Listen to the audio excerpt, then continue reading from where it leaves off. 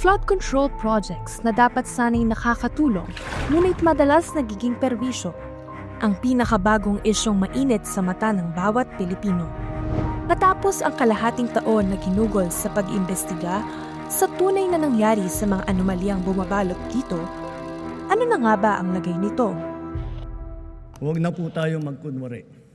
Alam naman ng buong madla na nagkakaraket sa mga proyekto. Sa mga nakikipagsabwatan upang kunin ang pondo ng bayan at nakawin ang kinabukasan ng ating mga mamamayan. Mahiya naman kayo sa inyong kapwa Pilipino. Sa ika-4 na State of the Nation address ni Pangulong Ferdinand Marcos Jr., kinall out niya ang mga nadiskubring aniyay palpak at guni-guning flood control project na lumantad matapos ang hagupit ng sunod-sunod na mga bagyo at habagat. Halos 2 linggo matapos ang SONA, opisyal namang inilunsad ang sumbong sa Pangulo website kung saan pwedeng ma-access ng publiko ang datos tungkol sa flood control project sa bansa at i-report ang makikita nilang irregularities dito. Dito rin na-reveal ang top 15 construction companies na nakakuha ng pinakamalalaking halaga ng flood control projects mula 2022 hanggang 2025. August 15 nang bumisita si Pangulong Marcos sa 2 flood control projects sa Barangay Bulusan at Barangay Frances sa Kalumpit, Bulacan. Sa Barangay Frances, nadiskubre ng Pangulo ang mga flood protection structure na hindi sumusunod sa itinakdang specifications, kabilang ang mga patong ng semento na mas manipis kaysa sa itinakdang 8 pulgada. Pahahanapin natin yung sinong responsible dito sa gobyerno, sa private, at kailangan managot sila dito sa kanilang ginawa. Huwag sila managot sa akin, managot sila dito sa mga tao dito. August 16 nang lumitaw ang mga anomalya sa mga dike sa Nauhan Oriental, Mindoro matapos mag-inspeksyon ni Governor Homerlito Bons Dolor.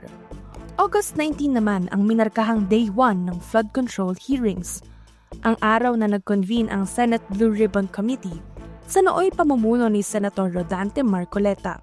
Unang ipinatawag ang mga opisyal ng DPWH, kabilang si dating Secretary Manuel Bonoan at ang mga representative ng top 15 construction companies. Sa privilege speech naman ni Senator Panfilo Lacson noong August 20, pinangalanan niya ang First Engineering District ng Bulacan bilang isa sa mga notorious sa kalakaran ng flood control projects. Pinangalanan niya rin dito ang mga dating district engineer na sina Henry Alcantara at Bryce Hernandez.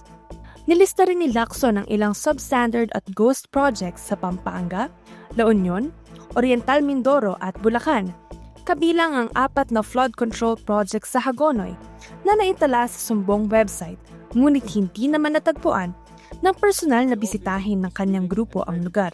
Kinabukasan, napag-alaman na ang flood control project sa Barangay Apitong, Nauhan Oriental, Mindoro na 3 beses na pinondohan noong 2024 ay hindi raw naipatayo.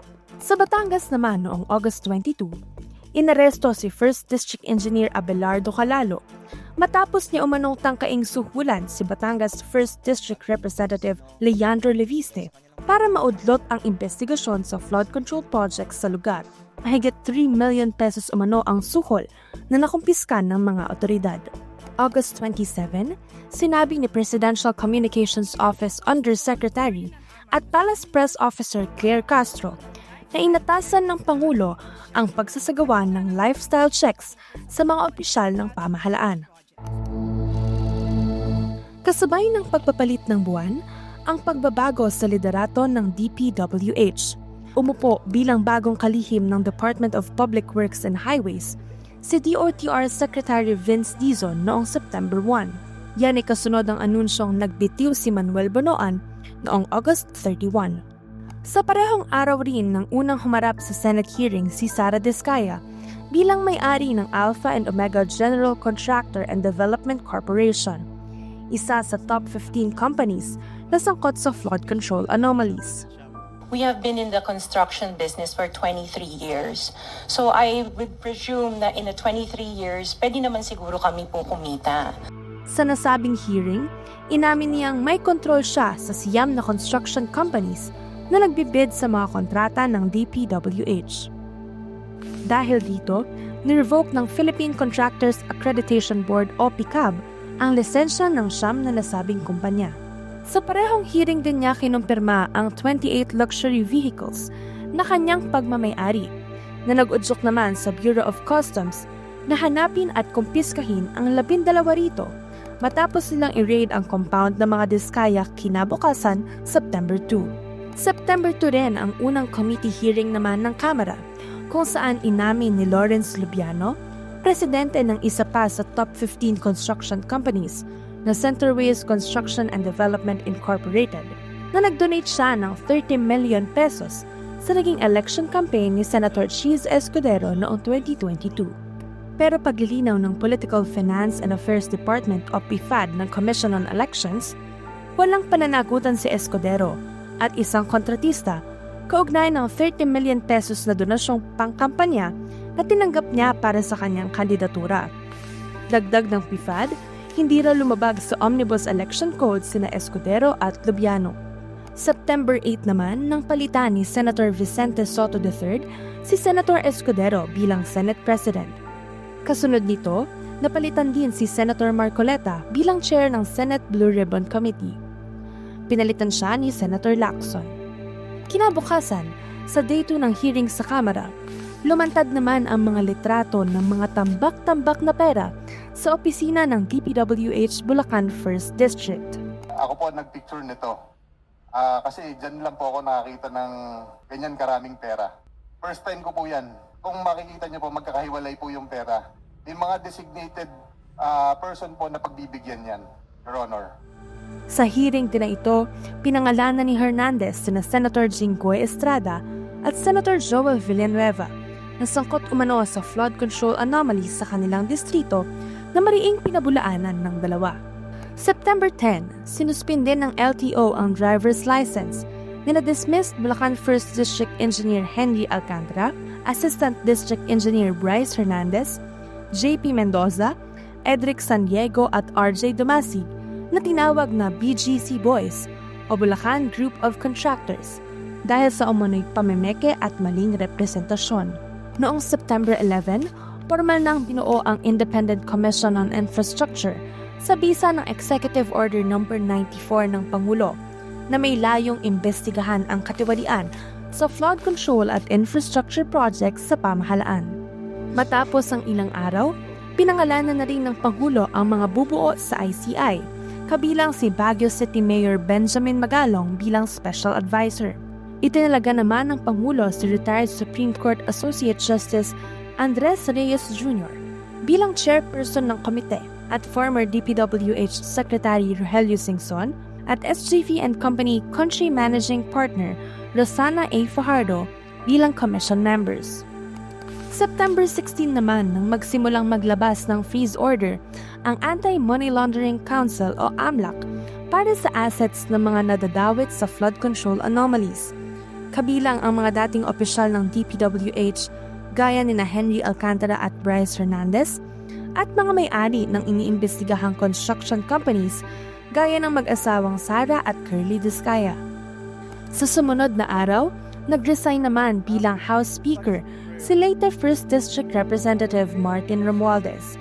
Pumalit sa kanya si Isabela 6th District Representative Faustino Boji D. III. Noong September 19, nagsimula naman ang mga hearing ng ICI. Sa araw ding iyon, isinurrender ni Bryce Hernandez ang isang luxury vehicle sa ICI bilang bahagi ng kanyang kooperasyon sa investigasyon. September 21, isinagawa ang sabay-sabay na malawakang kilos protesta sa EDSA People Power Monument na pinamagatang Trillion Peso March at Luneta Park na tinawag namang Baha sa Luneta, kung saan libo-libong mga Pilipino ang nakilahok upang manawagan ng accountability at kondanahin ang korupsyon sa gobyerno. Matapos ang 3 araw, muling nag-surrender ng isa pang luxury vehicle si Hernandez sa ICI. Sa parehong araw, September 24, sinuspindi naman ng Kamara ang kanilang hearing sa flood control anomalies para bigyang daan ang investigasyon ng ICI. Si House Speaker Boji D. ang mismong nag-turnover sa ICI ng mahahalagang dokumento at ebidensya mula sa hearing ng Kamara. September 25 naman nang unang sagutin ni nooy Ako Bicol Representative Zaldico ang mga alegasyon laban sa kanya. Sa liham na ipinadala niya kay House Speaker Bogie D, itinanggi niya ang mga alegasyon tungkol sa kanya at sinabing babalik siya sa bansa para harapin ang mga ito. September 26, nag-resign si Magalong bilang ICI advisor. Makalipas ang 3 araw, nag-resign naman si Ko bilang kongresista. September 29 nang maglabas ng initial report ng ICI kung saan inirekomenda nila sa Ombudsman na kasuhan si Ko at iba pang DPWH officials kaugnay ng maanumalyang 289.5 million peso road dike project sa kahabaan ng mag-asawang Tubig River sa Nauhan Oriental, Mindoro. Sa pagpasok ng Oktubre, tuloy-tuloy pa rin ang investigasyon at paghahain ng mga reklamo laban sa mga itinuturong sangkot sa flood control anomalies. Noong October 8, naghain ng tax evasion complaints ang Bureau of Internal Revenue sa Department of Justice laban sa mga diskaya dahil umano sa aabot sa 7.1 billion tax liabilities ng mga ito mula 2018 hanggang 2021. Humarap naman si dating House Speaker Martin Romualdez sa ICI noong October 14 para bigyang linaw umano ang mga isyong kinasasangkutan niya. Kinabukasan, October 15, humarap naman ang mag-asawang Diskaya sa ICI. Pero matapos nito, nagdesisyon silang hindi na umano makikipag-cooperate sa investigasyon ng ahensya. They were thinking that when they cooperate before the ICI, they will be getting a favorable recommendation from the Commission as state witness. Sa gitna ng mga investigasyon, sumiklab naman ang isang sunog noong October 22 sa Bureau of Research and Standards Building ng DPWH. Pero pagsisiguro ng ahensya, wala namang naapektuhang anumang dokumento na related sa flood control investigations. Nitong araw rin pinagdesisyonan ng ICI na buksan sa publiko ang hearing sa flood control projects through live streaming na inasahang magsisimula sa sumunod na linggo. Bago naman matapos ng Oktubre, naglabas ang ICI ng panibagong mga rekomendasyon sa Ombudsman kaugnay sa umano'y kickback scheme sa likod ng mga flood control project. Kabilang sa mga inirekomendang kasuhan, sina Senator Jinggoy Estrada, Senator Joel Villanueva, former Representative Zaldico at ilang DPWH officials. Inirekomenda ng ICI ang pagsasampa ng direct or indirect bribery, corruption of public officers at plunder charges laban sa kanila. Kabilang din sa rekomendasyon na sampahan ng kaso, kaugnay naman ng falsification of public documents, ang ilang opisyal ng DPWH, gaya nina Alcantara, Hernandez, Mendoza at Rivera. Nitong araw rin inanunsyo ng Civil Aviation Authority of the Philippines o CAAP na wala na sa Pilipinas ang hindi bababa sa 3 air assets ng mga kumpanyang may kaugnayan kay Zaldico. Ilang araw na ang nakalipas bago siya masampahan ng kaso. Pagpatak ng Nobyembre, panibagong mga rekomendasyon ang inihain ng ICI sa Office of the Ombudsman. 3 magkakahiwalay na rekomendasyon ang ipinasa nila noong November 4, 6 at 13, kaugnay sa mga flood control projects sa Plaridel, Bukawi at Hagonoy, Bulacan, gaya ng administrative charges laban kina dating DPWH Secretary Manuel Bonoan at dating undersecretaries nitong sina Roberto Bernardo at Maria Catalina Cabral. November 14 naman nang magsimulang lumantad si former Representative Zaldico sa pamamagitan ng mga video sa kanyang social media account. Ang ibig pala nilang sabihin sa aalagaan ka namin ay gagamitin ako bilang panakipbutas sa kanilang kampanya laban sa korupsyon. Ginawa nila akong poster boy ng kanilang sariling kasinungalingan. Ngayon, hindi na ako mananahimik, ilalabas ko ang lahat ng katotohanan. Sa kanyang unang video, sinabi ni Ko na si Pangulong Bongbong Marcos mismo ang nag-utos na magkaroon ng 100 billion pesos na insertion sa 2025 budget. Sa part 2 ng video na inilabas ni Ko, ipinakita niya ang mga litrato ng mga maleta na naglalaman umano ng cash deliveries na ipinadala niya mismo kina dating House Speaker Romualdez at Pangulong Marcos Jr. November 16 at 17 naman, isinagawa ang malaking anti-corruption rally ng Iglesia ni Cristo na ginanap sa Quirino Grandstand.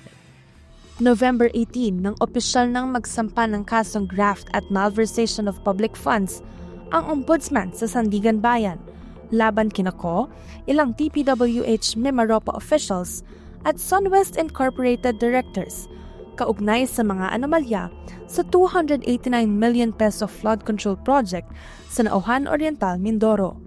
Matapos ang 3 araw, lumabas na ang arrest warrant para kina Zaldico at iba pang opisyal na sangkot sa nasabing kaso.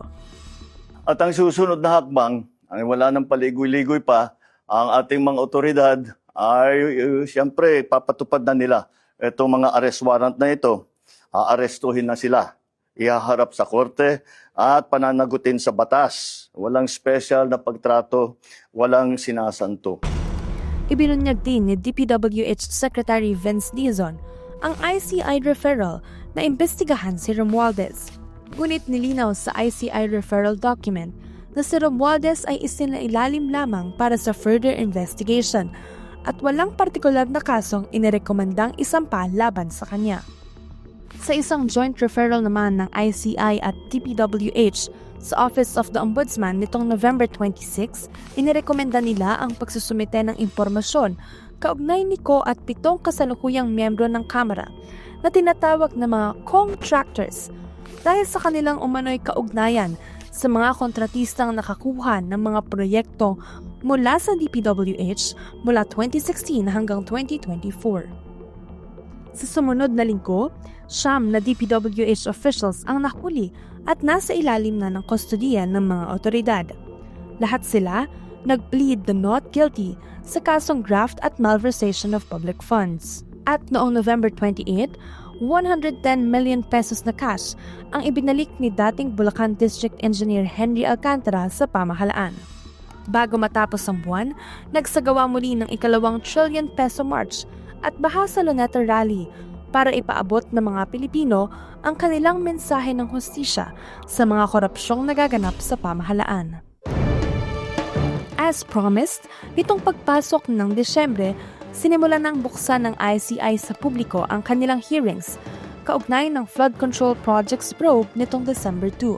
Lumitaw naman ang pangalan ni dating Senador Bong Revilla sa mga pangalang inirekomenda ng ICI na sampahan ng mga kasong direct or indirect bribery, corruption of public officials at plunder noong December 3. Matatandaang una nang itinanggi ni Revilla ang kanyang pagkakadawit sa naturang issue. Inirekomenda rin ng ICI ang further investigation at case build-up sa iba pang nadadawit na sina Senator Cheese Escudero, dating Senadora at ngayon Makati Mayor Nancy Binay, dating Senate Finance Chairperson Grace Poe at dating DPWH Secretary Senator Mark Villar. December 5 nang mag-issue ang Pasig City Government ng closure orders laban sa 9 na kumpanya ng mga diskaya. Naghain na rin ng ombudsman ng panibagong kaso kaugnay naman ng 96.5 million peso ghost flood control project sa Davao Occidental. Kabilang sa mga kinasuhan sina Sara Diskaya, Roma Rimando na pamangkin ni Curly Diskaya at 8 iba pang DPWH officials ng Davao Occidental. Makalipas ang 4 na araw, December 9, voluntaryong sumuko si Sara Diskaya sa NBI. December 10 naman nang kumpirmahin ng NBI na sumuko na rin ang 8 opisyal ng DPWH. Sa araw ring ito, inanunsyo ng Pangulo na kanselado na ang passport ni former Representative Zaldico at inaasahan nilang mahuhuli at mapapauwi na ang opisyal. December 15 nang tapusin ng ICI ang kanilang mga hearing para sa taong 2025. Inasahan nilang darating si dating DPWH Undersecretary Maria Catalina Cabral, isa rin sa mga opisyal na nadadawit sa flood control anomalies pero bigo itong tumating. December 15 din ang itinakdang huling araw sa ICI ni Commissioner Rogelio Singson matapos nitong mag-resign noong December 3. Noong December 16, nagbalik ng halagang 40 million pesos sa DOJ si Gerard Opulencia, isang dating DPWH Regional Director. May karapatan po kayong manahimik, ano man ang inyong... Noong December 18, lumabas na ang mga opisyal na warrant of arrest para sa mga sangkot sa 96.5 million peso Coast Flood Control Project sa Davao Occidental.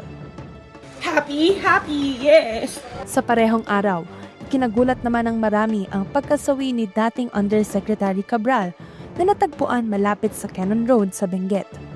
Naglabas din ng opisyal na pahayag ang DPWH kaugnay ng kanyang pagpanaw, habang nananawagan naman ng investigasyon ng ICI kaugnay sa insidente.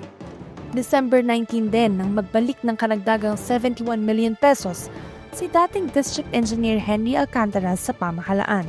Magkahiwalay ring ipinadala sa DOJ ang mag-asawang Diskaya para sumailalim sa preliminary investigation sa 7.1 billion tax evasion complaint. Ito rin ang araw na dinala si Sara Diskaya sa Lapu-Lapu City kung saan nakatakda siyang humarap sa korte. December 24 nang ilantad ni Batangas 1st District Representative Leandro Reviste ang tinatawag na Cabral Files, mga dokumentong ibinigay umano sa kanya ng yumaong Undersecretary. Pero ayon sa staff ni Cabral, sapilitan umano itong kinuha ni Reviste, bagay na itinanggi ng kongresista. Nito namang December 26, nagbitiw sa pwesto ang isa pang ICI Commissioner na si Rosana Fajardo. Nakatakda ang kanyang huling araw ng serbisyo sa December 31.